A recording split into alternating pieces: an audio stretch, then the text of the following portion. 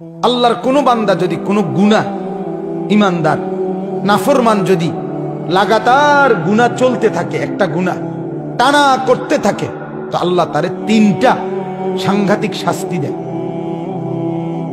কথা বুঝছেননি আমার? মানে এক তো হলো আমার গুনাহ হয়ে গেছে, আমি ছেড়ে দিছি, আবার সাথে সাথে ভুল হয়ে গেছে।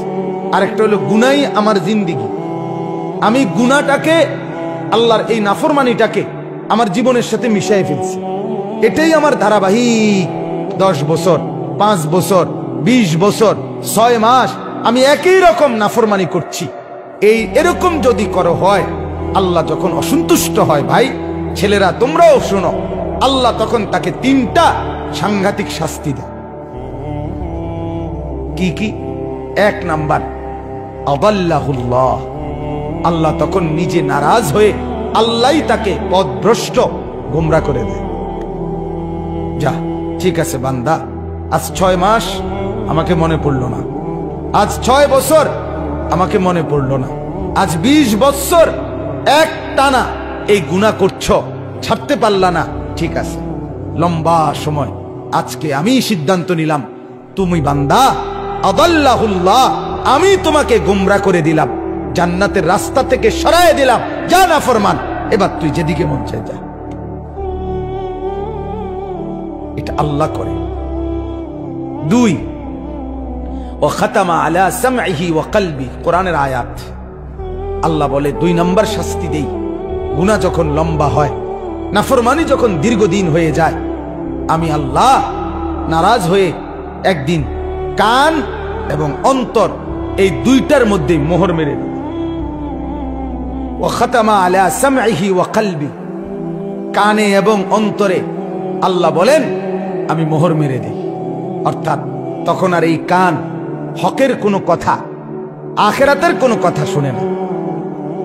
এই অন্তর আল্লাহ পরকাল, আখিরাত, মৃত্যু পরবর্তী মিজান, হাসর নসর কিছুই আর এই অন্তর বোঝে না, মোহর মেরে দেয়, একবারে সিল মেরে দেয়।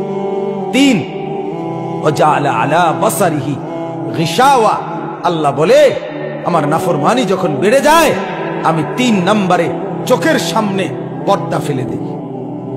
আচ্ছা এবার বলেন তো, আপনি বলেন, একজন বুঝের মানুষও যদি ভাবেন, আপনি বলেন, আল্লাহ যদি কাউকে পথ ভুলাইয়া দেয়, আল্লাহ যদি কারণ কান আর অন্তর মোহর মেরে দেয়, আল্লাহ যদি কারো চোখের সামনে পর্দা ফেলে দেয়, এবার তারে হেদায়েত দিবে কে?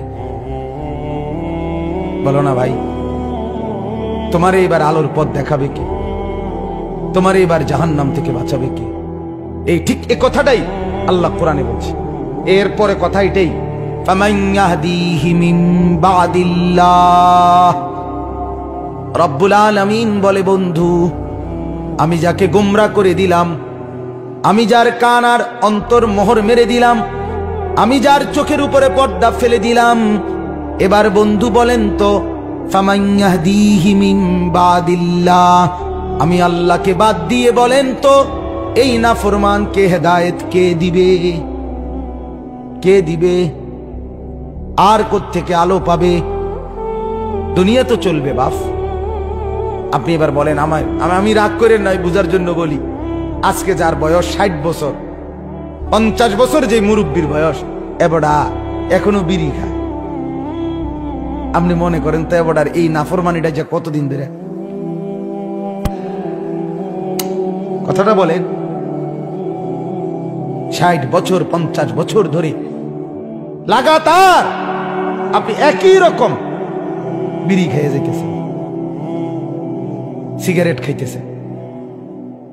আজকে 30 বছর আপনি একই রকম চা দোকানে বসে টেলিভিশন নর্তকীর নাচ দেখেন, কথায় কথায় গালি দেন। আপনি বলেন তো চাচা, আপনার গন্তব্য কোন দিকে যাচ্ছে? বলেন, গুনাহ কত লম্বা হয়েছে বলেন তো?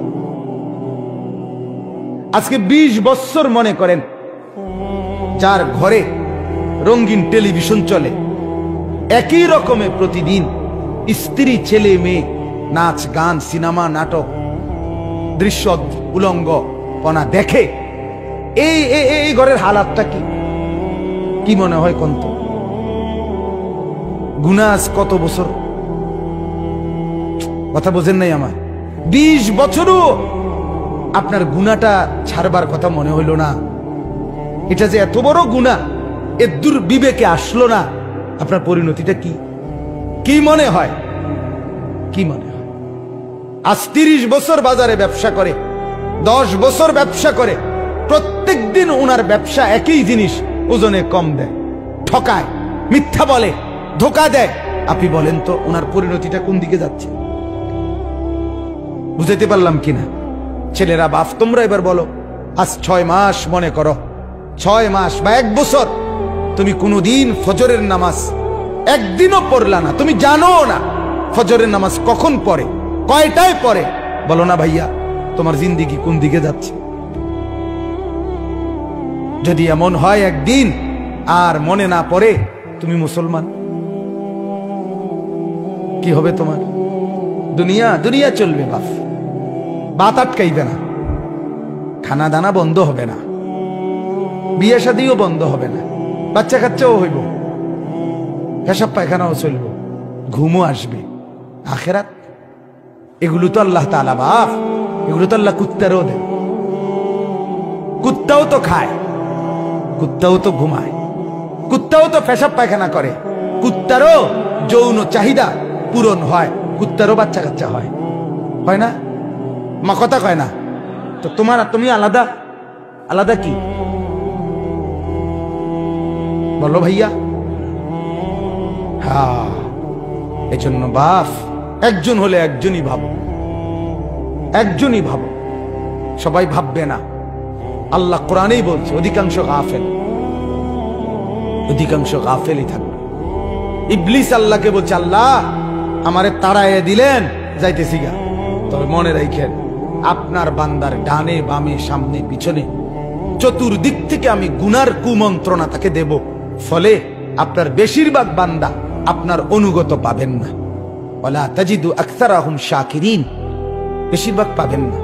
তো আগের কথা আল্লাহ কাছে ইবলিস বলে রাখছে, কিন্তু একজনই ভাবেন। আপনি বলেন না আপনার ছেলের গতি কোন দিকে?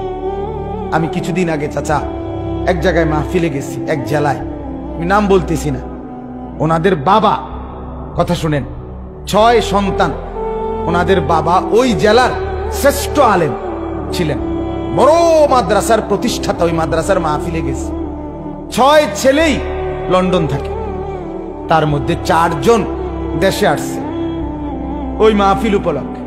4 জনের চেহারার দিকে আমি তাকাইয়া দেখলাম, একজনের চেহারা তো ন্যূনতম কোনো দাড়ি নেই, এবং শার্ট প্যান্ট এভাবে পরা, আজকে মাহফিল উপলক্ষে মনে হয় যেন নতুন করে শেভ করছে, স্পেশাল শেভ দিছে। কথা বুঝছেন? আহা, আপনি বলেন তো, আপনি ভাবেন তো, এই বাবার ছেলেরা যদি এভাবে ইসলাম ভুলে যায়, এদের সন্তান, কথা বোঝেন নাই আমার, এদের পরবর্তী জেনারেশন, এর পরের জেনারেশন আর চিনবে ইসলাম? 50 বছর পরে কি হইতে পারে? ছেলেরা এবার তোমরাও বলো ভাই, আমার অনুরোধ ভাই, আমি খুব বেশি আহাজারি করি, তোমরা এই ছেলেরা তোমরা বলো, তোমরা যদি জীবন এমন হয় তোমাদের এই বয়সে তোমরা যদি সারা দিন মোবাইলেই ছবি দেখো, নাচ দেখো, গান দেখো, সিনেমা দেখো, নর্তকী দেখো, এক ওয়াক্ত নামাজ পড়তে যদি মন না চায়, তো তোমার সামনে যে জেনারেশন আসবে, আমি যেমন আমার বাবার ছেলে, আমারও তো এখন 4টা ছেলে মেয়ে, কথা বলেন না কেন? তো তোমার সামনে তো চিরেই আগামী 20 বছর পরে, আগামী 30 বছর পরে তোমরাও ছেলেরা, তোমাদেরও তো জেনারেশন আসবে। আল্লাহ চাহে তো তোমরাও তো বিয়ে করবে, তোমরাও তো ইনশাআল্লাহ সন্তানের বাবা হবে। তুমি ভাবো তো, তোমার আখলাক যদি এমন হয়, তো তোমার সন্তানটা কি করবে তখন? তুমি বাবা হয়ে যদি কোনদিন ফজরের নামাজ না পড়ো, ও তো চিনবেই না নামাজ, ও তো আখিরাত চিনবেই না, ও তো পরকাল চিনবেই না, ও তো আল্লাহ চিনবেই না। এজন্য দয়া করো, দয়া করেন বাবারা, আপনাদেরকেও বলি, আপনি আপনার ছেলের দিকে নজর দেন, মেয়ের দিকে নজর দেন, স্ত্রীর দিকে নজর দেন, এটা জিম্মাদারি। ফালিযালিকা ফাদউ, দাওয়াত দেন, আল্লাহর দিকে দাওয়াত দেন। তাহলে নিজের স্ত্রী, নিজের ছেলে, নিজের মেয়ে, নিজের পাড়া, নিজের মহল্লা, নিজের এলাকা, এক উম্মতের দায়িত্ব আমাদের তো শুধু এতটুকুও না, সারা পৃথিবী দাওয়াত দেওয়া, সমস্ত মানুষকে আল্লাহর দিকে ডাকা, এটাই আমাদের জিম্মাদারি।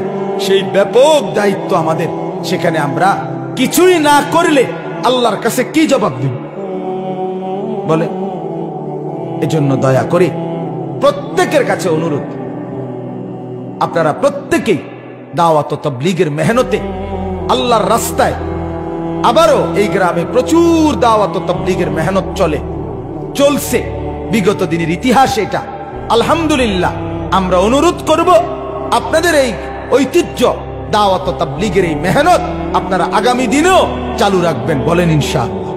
আপনাদের এই ছেলেগুলোকে প্রত্যেকটাকে দাওয়াত ও তাবলীগের সাথীদের সাথে জুড়ায় দেন, আল্লাহর দ্বীনের পথ ধরায় দেন। তবে শুধু খেয়াল করেন এতটুকু, দেখবেন ইনশাআল্লাহ এদের চেহারা বদলে যাবে, এদের আখলাক বদলে যাবে। এরা মুসলমান, এদের বাবা মুসলমান, এদের মা মুসলমান। এরা জন্মের পরে কানে নর্তকীর আওয়াজ শুনে নাই, আজান শুনছে, গান শুনে নাই। এদেরকে গুনাহ ভুলায় দিছে, নারীর ফাঁদ ভুলায় দিছে। ইনশাআল্লাহ ধুয়ে মুছে সাফ করে দিলে দিল আবার স্বচ্ছ আয়নার মতো পরিষ্কার হবে, আল্লাহর জন্য জানবাজি করে লড়বে ইনশাআল্লাহ। লড়বে, লড়বে, এই ছেলেরাই লড়বে, এই ছেলেরাই লড়বে। সারা দেশ জুড়ে আলহামদুলিল্লাহ মুসলমানের অগণিত যুবক আল্লাহর দ্বীনের জন্য এগিয়ে আসতেছে, বলেন আলহামদুলিল্লাহ। অতএব দাওয়াত, এই মিশন আপনারা প্রত্যেকেই আপনাদের জীবনে বাস্তবায়ন করবেন। ছেলেরা ইনশাআল্লাহ, যে ছেলেরা আছেন এখানে, ভাই তোমরা ভাই নিয়ত করো, তো এমনি নিয়ত করো না হাত তুলে যে আমরা আল্লাহর রাস্তায় সময় দেবো, ইনশাআল্লাহ নিয়ত করো ভাই। আল্লাহ তাআলা তৌফিক দান করেন, আল্লাহ তাআলা কবুল করেন।